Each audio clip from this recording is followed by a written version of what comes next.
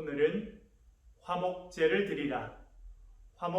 드리라 그런 제목으로 말씀을 같이 나누도록 하겠습니다. 기독교를 배경으로 하고 있는 문학 작품 가운데 최고의 작품으로 평가받는 것이 있습니다. 그것은 단테의 신곡이라고 하는 작품입니다. 1308년 단테는 이 거대한 서사시를 쓰기 시작합니다. 그리고 무려 12년 동안 이 작품에 집중합니다. 그리고 역사에 남을 불후의 명작을 남기게 됩니다. 신곡은 세 부분으로 나누어져 있습니다. 지옥편, 연옥편, 천국편이 그것입니다. 앞머리는 이렇게 시작합니다. 내 인생의 정점에서 인생의 길을 잃어버렸다. 단테는 35살이라고 하는 나이에 피렌체를 움직이는 중요한 지도자로서 인생의 정점을 달리게 됩니다. 그러나 그 시점이 그가 또한 인생의 방향을 잃어버리고 방황하는 긴 방황의 시작이기도 하였습니다. 단테는 자신이 이렇게 인생의 어두운 숲에서 길을 잃어버리고 방황하는 이유가 하나님께서 기뻐하시는 올바른 길을 잃어버렸기 때문이라 라고 고백합니다. 그렇게 인생의 길을 잃어버리고 방황하고 있는 단테 앞에 표범이 등장합니다. 사치스러운 유혹과 육체적 쾌락의 기쁨을 상징하는 것입니다. 곧 이어서 굶주린 사자가 등장합니다. 권력과 야망을 상징합니다. 곧 이어서 말라빠진 늑대가 그의 앞을 가로막습니다. 탐욕스러운 욕망을 상징하는 것입니다. 이 세 마리의 동물은 그가 왜 인생의 숲에서 길을 잃어버릴 수밖에 없는지를 알려줍니다. 그것은 자신의 욕망과 세상의 유혹 가운데 빠졌기 때문임을 알려줍니다. 그렇게 인생의 길을 잃고 방황하고 있는 그에게 구세주와 같은 한 존재가 등장합니다. 그는 로마의 최고 시인인 베르길리우스입니다. 베르길리우스가 단테를 인도합니다. 그래서 그들은 이제 지옥부터 긴 여행을 시작하게 됩니다. 여러분, 지옥하면 뭐가 생각나십니까? 단테는 지옥을 9단계가 있는 곳으로 그렇게 표현합니다. 베르길리우스와 함께 지옥의 여러 곳을 가보는데 4번째 단계에 이르게 됩니다. 그곳에는 2패로 사람들이 나눠져 있습니다. 그리고 각자가 아주 무거운 짐을 온몸으로 밀어 올리고 있습니다. 오른쪽에는 남에게 베풀기를 싫어하는 인색한 자들이 무거운 짐을 밀어 올립니다. 그 반대편에서는 방탕한 자들이 또 무거운 짐을 서로 밀어 올리느라 고통을 받고 있습니다. 인색한 자들이나 방탕한 자들이나 그들이 힘겹게 밀어 올리고 있는 그 무거운 짐은 그들이 소중하게 생각했던 재물이었습니다. 인색한 자들은 하나님께서 주신 많은 것을 움켜쥐고 자기 혼자 소유하려고 하는 자들입니다. 방탕한 자들은 하나님께 주신 많은 것을 자신의 오직 욕망을 채우기 위해서 사용하는 자들, 그래서 이웃들과 나누지 못하는 자들입니다. 단테는 그렇게 인색한 자들도 또한 그렇게 방탕한 자들도 지옥의 4번째 단계에 있게 된다라고 이야기하고 있습니다.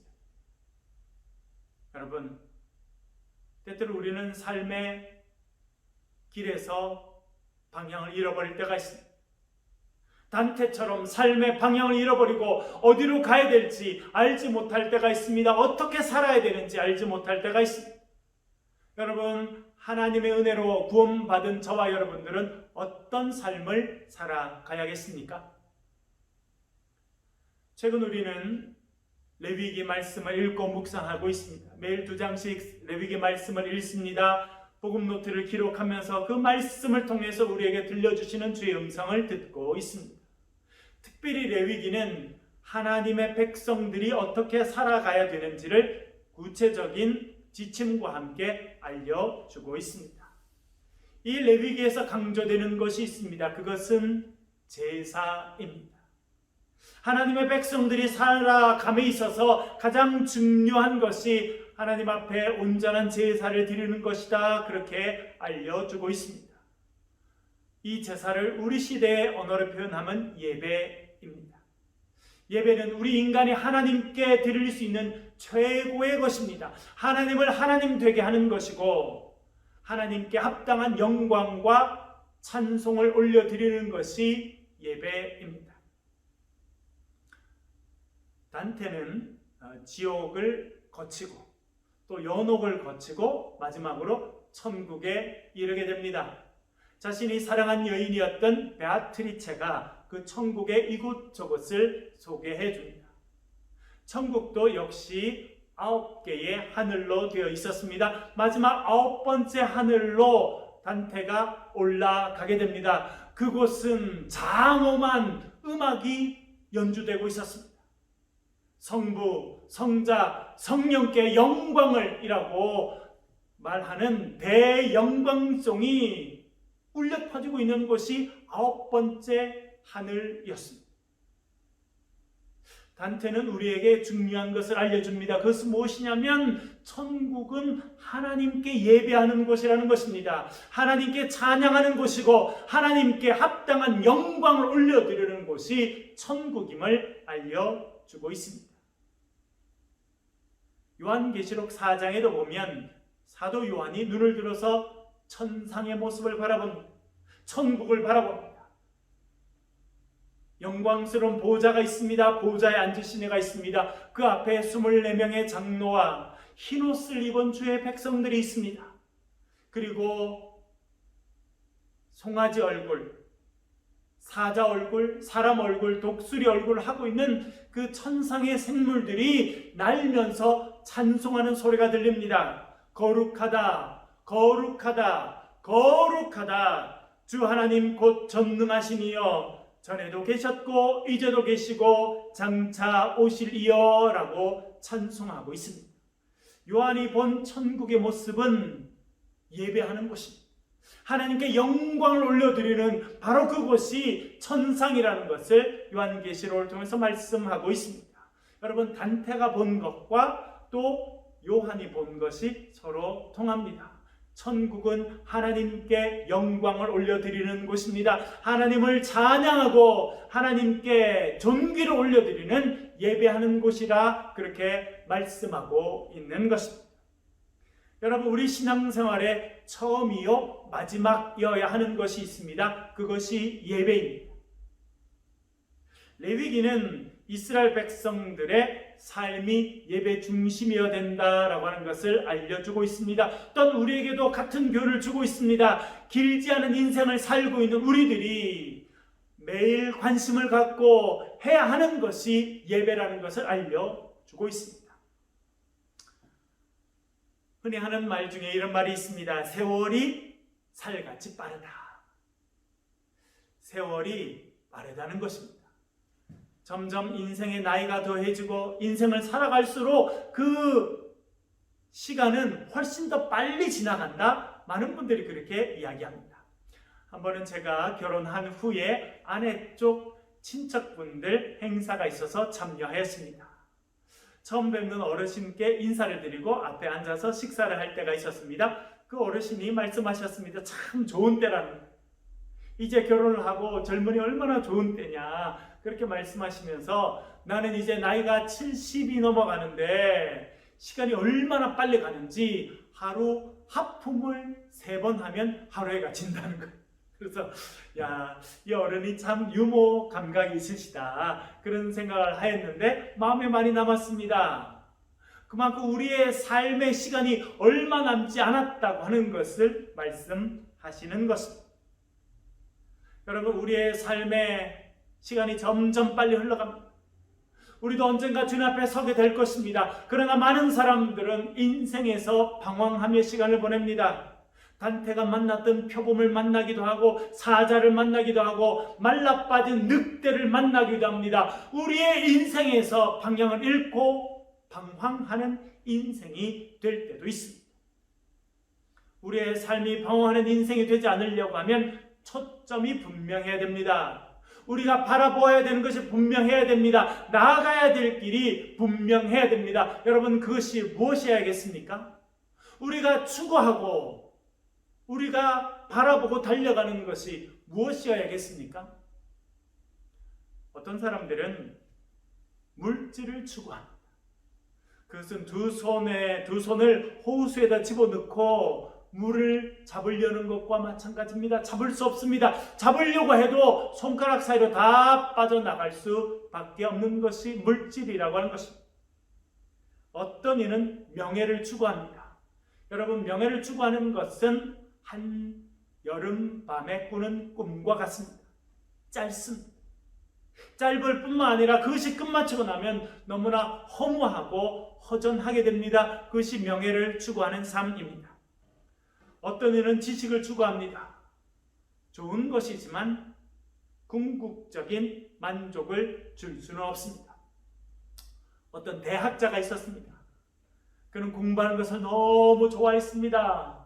그래서 공부를 하느라 연애를 포기했습니다. 결혼도 포기했습니다. 자식을 낳고 가정을 이루는 것도 포기하고 살았습니다. 그리고 인생의 황혼을 맞이하게 되었습니다. 하루는 너무 몸도 안 좋고 쓸쓸하고 외로웠습니다.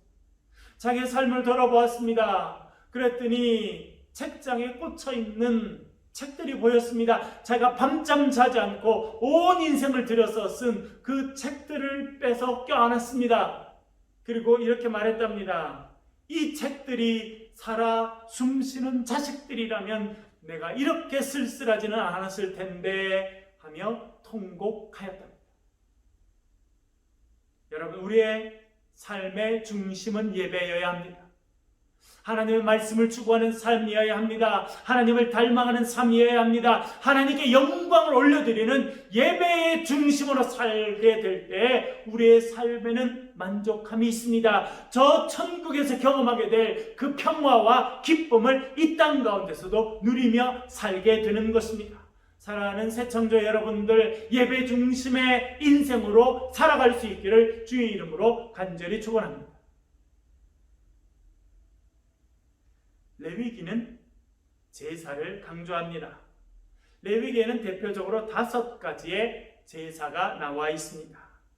속죄제, 속건제, 소제, 그리고 번제, 화목제, 이렇게 5가지의 제사가 나와 있습니다. 이 5가지는 다시 세 가지로 묶어볼 수 있습니다. 먼저 속죄제와 속건제는 가까운 친구 사이입니다. 속죄제와 속건제는 의무적으로 해야 되는 의무제사라는 데 있어서 아주 가까운 점을 보이고 있습니다. 인간이 살다 보면 죄를 짓게 됩니다. 그 죄를 은연중에 짓고 부지중에 지었던 그 죄를 깨닫게 되었을 때 드려야 되는 제사가 속죄제고 또한 속건제입니다. 죄사함을 받기 위해서 반드시 드려야 되는 제사, 그런 의미에서 속죄제와 속건제는 친구 사이입니다. 좀 성격이 다른 것이 소제입니다. 소제는 곡식을 가지고 와서 제사를 드리는 것입니다. 여러분, 제가 어릴 때 보면 어른들이 교회 갈 때 쌀을 가져가더라고요. 성경책을 들고 가고 헌금을 챙겨갈 뿐만 아니라 성미라고 불리는 쌀을 주머니에 담아 가는 것을 보았습니다.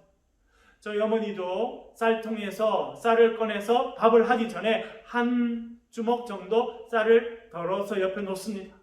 주일날이 되면 그것을 성미 주머니에 담아서 들고 갑니다. 그리고 예배당 입구에 보면 성미통이 있습니다. 그래서 성미통에다가 그 갖고 온 쌀을 싹 붓고 그리고 예배 의자에 앉아서 예배 드리는 것을 보았습니다. 쌀이라고 하는 현물을 헌금하는 것이죠. 그렇게 소제는 수수한 곡식을 주님께 드리면서 제사하는 것이었습니다. 번제와 화목제가 있습니다. 이 번제와 화목제도 가까운 친구 사이입니다. 손을 잡고 다니는 가까운 친구 사이와 마찬가지입니다. 제가 학교 다닐 때 참 신기하게 생각했던 게 있습니다. 그것은 무엇이냐면 여학생들은요, 친해지면 어디든지 같이 다니는 거예요. 그래서 뭐 떡볶이를 먹을 때만 같이 가는 것이 아니라 자세히 보니까 화장실도 꼭 같이 가요. 누가 한 명이 볼일을 보면 밖에서 지킵니다. 그리고 또 그걸 바꿔요. 그리고 볼일 다 보면 또 손을 잡고 교실에 같이 들어가요. 그렇게 친한 모습을 보았는데 번제와 화목제도 그렇게 가까운 관계입니다. 먼저 번제에 대해서 잠깐 살펴보겠습니다. 번제는 감사의 마음을 올려드리는 제사입니다. 때때로는 내가 잘못했을 때 그것을 사죄하고 죄의 사함을 받기 위해서 번제를 드리기도 합니다만 주로 번제는 감사의 마음을 표현해서 드리는 것이 번제였습니다. 번제를 히브리 말로 올라라고 합니다. 올라. 우리말로 올라간다라고 하는 말과 비슷하죠, 여러분? 그 말처럼 번제는 온전히 태워서 올려드리는 것을 말합니다. 번제를 위해서 제물을 가져옵니다. 양을 가져오거나 또 다른 염소를 가져올 수 있습니다. 그것은 온전히 다 태워서 하나님께 올려드립니다. 하나님께서는 그 냄새를 향기로운 냄새로 받으시는 것입니다. 이 번제는 전부 다 하나님께 올려드리고 인간, 제사장이나 다른 사람이 받는 것이 없는 것이 번제의 특징입니다. 화목제도 감사의 마음으로 드리는 것입니다. 화목제도 번제처럼 가축을 예물로 가져옵니다. 그리고 그 일부를 태워서 올려드립니다. 그러나 화목제의 특징은 있습니다. 그것은 무엇이냐면 모든 예물을 태워서 올려드리지는 않습니다. 그 일부를 사람들이 가져가게 되고 잔치를 하게 됩니다. 본문 1절과 2절 말씀 화면을 보면서 같이 한번 읽어보시겠습니다. 시작. 사람이 만일 화목제의 제물을 예물로 드리되 소로 드리려면 수컷이나 암컷이나 흠 없는 것으로 여호와 앞에 드릴지니 그 예물의 머리에 안수하고 회막문에서 잡을 것이요 아론의 자손 제사장들은 그 피를 제단 사방에 뿌릴 것이며 아멘. 화목제로 드리는 그 제물은 여러 가지가 다 가능했습니다. 소도 가능하고 양도 가능하고 염소도 가능했습니다. 수컷뿐만 아니라 암컷도 가능했습니다. 속건제를 드릴 때는 숫, 양만 가능했습니다. 그것이 좀 다른 것이었다. 그렇게 말씀드릴 수 있습니다. 그런데 이 화목제를 드릴 때 단 한 가지 조건이 있었습니다. 그것은 흠이 없는 것이어야 된다라고 하는 것입니다. 어디가 상하거나 흠이 없는 것은 드릴 수 없었습니다. 그러나 깨끗하고 정결하고 건강한 것은 어떤 종류든지 드릴 수 있었습니다. 특별히 소, 양, 또 염소 가운데 암컷이나 수컷이나 드릴 수 있었습니다. 어떤 사람이 화목제를 위해서 예물을 가져옵니다. 오늘 본문에는 소를 드릴 때를 이야기합니다. 소를 데리고 제사장 앞으로 옵니다. 그리고 제사장 앞에서 손을 내밀어서 그 소의 머리에 안수하고 자기의 죄를 전가합니다. 그러면 제사장이 그 소를 잡습니다. 그리고는 그 소의 내장에 붙어있는 기름이나 여러 기름들, 허리에 붙어있는 기름들, 그리고 콩팥, 그리고 간의 아랫부분은 잘라냅니다. 그리고 그것은 가지고 와서 번제단 위에 올려서 번제로 태워드립니다. 화제, 불로 태워서 그렇게 주님께 향기로운 냄새를 올려드립니다. 그리고 이 화목제물로 드려진 소의 가슴 부분과 오른쪽 뒷다리는 그 제사를 섬겨준 제사장에게 몫으로 주게 되어 있었습니다. 그리고 나머지 부분은요, 이 화목제를 드린 사람이 가지고 집으로 돌아오게 되어 있었습니다. 와서 뭐 하느냐? 불을 피워서 그 소고기를 삶고 또 굽기도 하고 잔치를 하는 것입니다. 여러분 여러분 좋아하시는 소갈비나 안심, 등심, 우조까지 비롯해서 그 많은 것들을 가지고 와서 잔치를 하도록 그렇게 말하였습니다. 레위기 7장 15절 말씀을 같이 한번 읽어보겠습니다. 시작. 감사함으로 드리는 화목 제물의 고기는 드리는 그날에 먹을 것이요 조금이라도 이튿날 아침까지 두지 말 것이니라. 아멘. 뭐라고 말합니까? 감사함으로 드리는 화목 제물의 고기는, 여러분 이 화목 제물은 많은 경우 감사의 조건이 있을 때 하나님께 드리는 것이었다는 것입니다. 아이가 대학에 합격합니다. 아이가 직장을 얻게 되고 취직하게 됩니다. 또 결혼을 하게 됩니다. 그런 구체적으로 삶에 기쁨이 있고 좋은 일이 있었을 때 화제를 드리기도 합니다. 물론 화제는 서원한 것이 있을 때 드리기도 하고 특별한 이유가 없어도 드릴 수 있는 것이 화목제였습니다. 그러나 많은 경우 감사한 것이 있을 때 이 화목제물을 드리게 되었습니다.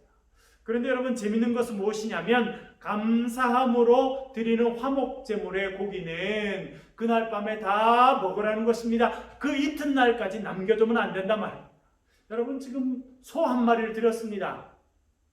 기름 부분과 콩팥과 간은 태워서 하나님께 올려드렸습니다. 가슴 부위의 살과 오른쪽 뒷다리는 섬겨주신 제사장께 드렸습니다. 나머지는 집에 다 갖고 왔습니다. 여러분 혼자 그 밤에 다 먹을 수 있습니까?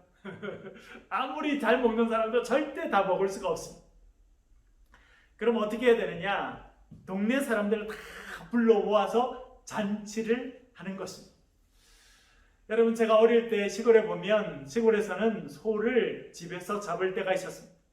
물론 지금은 그렇게 할 수도 없고 그렇게 한다고 생각지도 않습니다만 옛날에 시골에서는 사람들이 모여서 잔치를 할 때 직접 소를 잡았어요. 한 번은요 저희 집에서 소를 잡았어요. 저희 아버님과 또 여러 동네 어른들이 소를 잡았어요.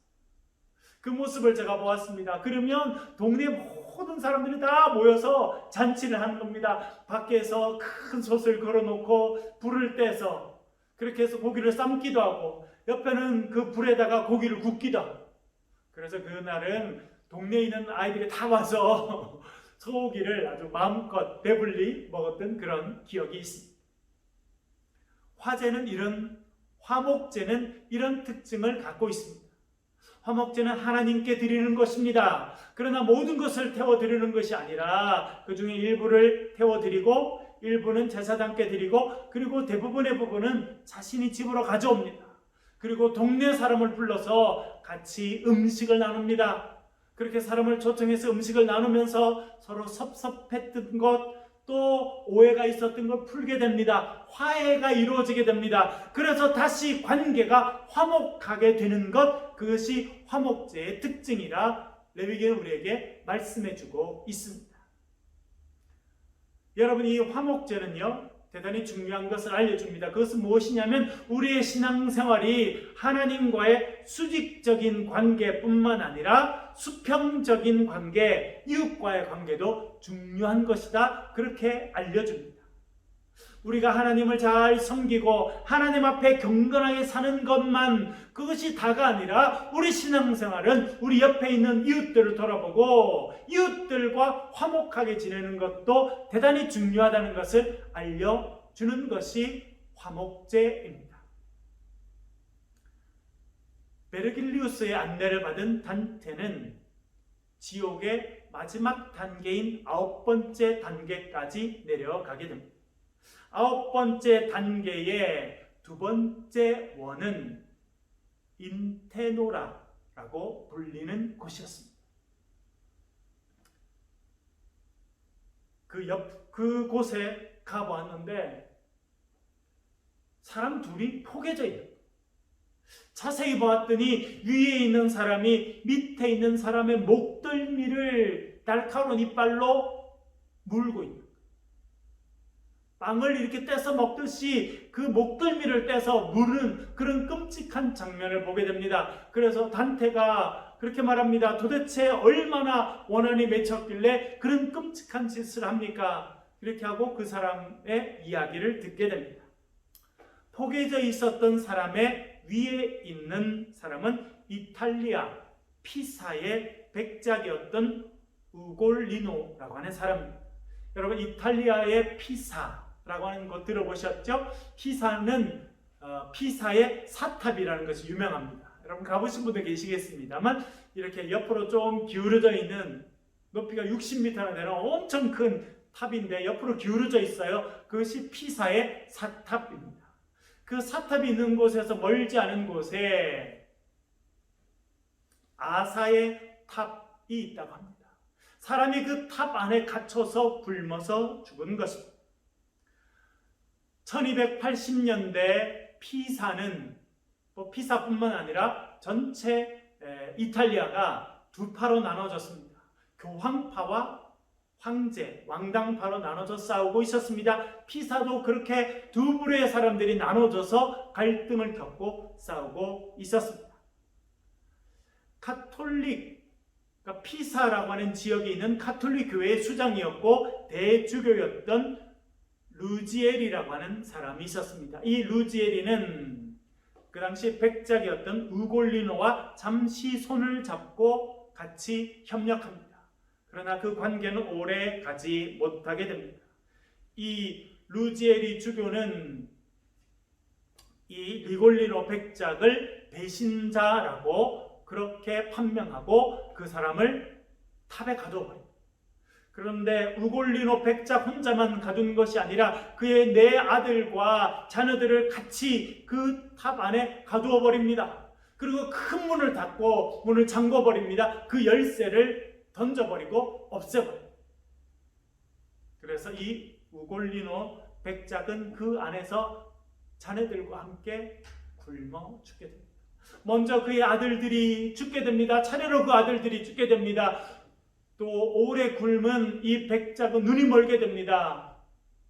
눈만 먼 것이 아니라 그는 손을 내밀어서 죽은 자식들의 인육을 먹게 됩니다.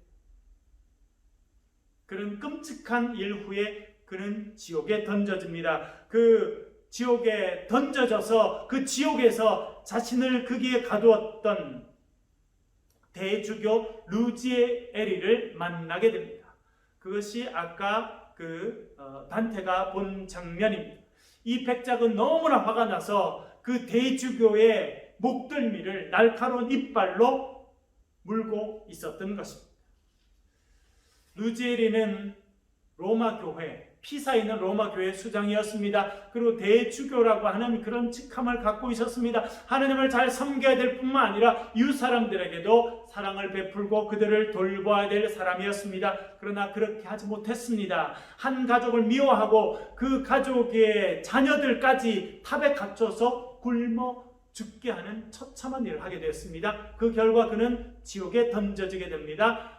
목덜미가 찢어지는 고통을 영원토록 겪고 있었다. 단테가 말해주고 있습니다.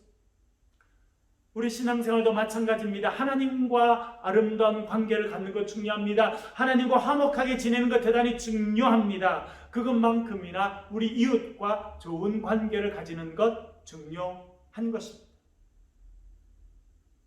화목제는 이런 부분에서 대단히 중요한 제사입니다. 화목제는 예물을 가져갑니다. 기름과 콩팥과 여러 부분을 떼서 번제로, 화제로 태워서 하나님께 올려드립니다.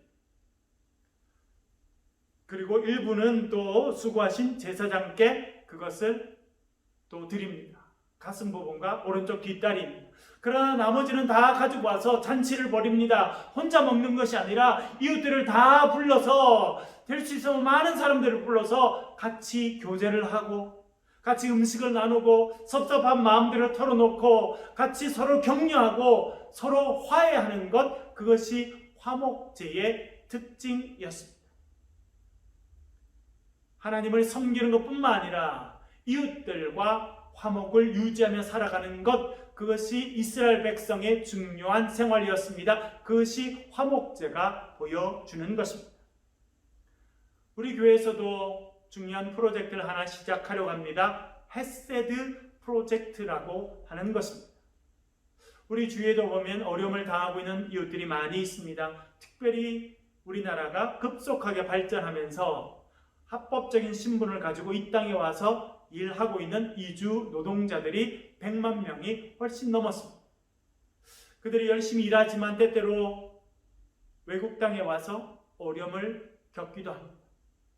그런 사람들을 돕고 또 그런 사람들에게 예수 그리스도의 사랑을 전하고 예수 그리스도의 복음을 전하는 그런 사역들을 우리 교회에서 감당하려고 합니다. 그리고 우리 주위에 있는 이웃들 가운데 여러 가지 삶의 어려움을 겪고 있는 분들, 그 이웃들을 돌아보고 그 이웃들을 주의 사랑으로 돕고 격려하고 복음을 전하는 일들을 하려고 합니다. 그것이 헤세드 프로젝트라고 하는 것입니다.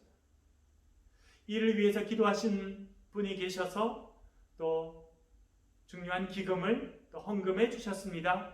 또 앞으로 여기에 동참하는 분들, 같이 뜻을 같이 하는 분들이 같이 힘을 모아서 그렇게 어려운 이웃들에게 복음을 전하고 그들에게 구원의 소식을 전하고 그들이 힘을 내서 하나님을 알고 하나님을 섬기는 백성들이 되는 그런 프로젝트를 진행하려고 합니다. 여러분, 이 헤세드 프로젝트를 위해서 기도해 주시길 바랍니다.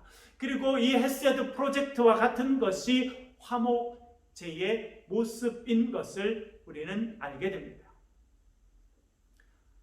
여러분, 화목제는 헬라어로 세라핌이라고 불려집니다. 세라라고 하는 말은 히브리어 샬롬에서 왔다고 생각됩니다. 히브리어 샬롬이 평화입니다. 평안입니다. 그래서 이 평화를 추구하는 제사, 그것이 화목제 세라핌이라 그렇게 이해할 수 있습니다. 우리가 참 평화 없는 세상 가운데 살고 있습니다. 이 세상 가운데 사는 우리에게 주님께서 명령하시는 것이 있습니다. 그것은 화목제를 드리라라고 하는 것입니다. 예물을 가지고 주님 앞에 나와서 하나님 기뻐하시는, 하나님 흠양하실 만한 아름다운 향기를 올려드리라는 것입니다. 그것이 끝이 아니라 이제 그것을 가지고 세상에 나아가서 어려운 사람들을 돌아보고 그들을 주의 이름으로 도움을 통해서 그들에게 화해하고 그들과 화목하게 지내고 그들에게 복음을 전하고 그들을 격려해서 하나님의 사람이 되도록 하는 일들을 감당하라 말씀하십니다. 그것이 화목제를 드리라 라고 하는 주의 말씀의 의미인 것입니다. 여러분, 그것이 우리 새창조교회가 추구하고자 하는 삶의 모습입니다. 하나님을 섬겨드리고 하나님께 잘 예배하고 하나님께 합당한 영광과 찬송을 올려드립니다. 그리고 우리 주위에 있는 이웃들에게 복음을 전하고 그들이 하나님의 사람으로 회복되고 그들이 힘을 내서 이 세상을 살아가도록 돕고 격려하는 것, 그것이 우리 교회가 할 일인 것입니다. 단테는 지옥의 4번째 단계에서 너무 인색해서 자신만 알고 살아가는 사람들, 너무 방탕해서 자신의 욕심만 이루고자 했던 사람들, 그 사람들이 무거운 짐을 영원토록 힘들여 밀면서 사는 그 지옥에 대해서 말하였습니다. 하나님께서 우리에게 물질도 주시고 건강도 주시고 사랑하는 마음도 주셨습니다. 그것을 하나님을 섬겨야 합니다. 뿐만 아니라 우리 주위에 있는 사람들에게 주의 사랑을 전하고 주의 복음을 전하고 그들을 돕고 격려하는 일들을 감당해야 합니다. 그것이 하나님께서 우리에게 주신 화목의 사역인 것입니다. 예수 그리스도 안에서 새로운 피조물 된 우리들이 감당해야 될 것이 그 화목의 사역임을 성경이 말씀하고 있습니다. 오늘 주님께서 말씀하십니다. 너희들은 화목제를 드리라. 화목제를 드림을 통해서 하나님께 영광 돌리고 이웃 사람들에게 주의 복음을 전하고 사랑을 나누는 그런 복된 그리스도인으로 살아가시길 주의 이름으로 간절히 축원합니다.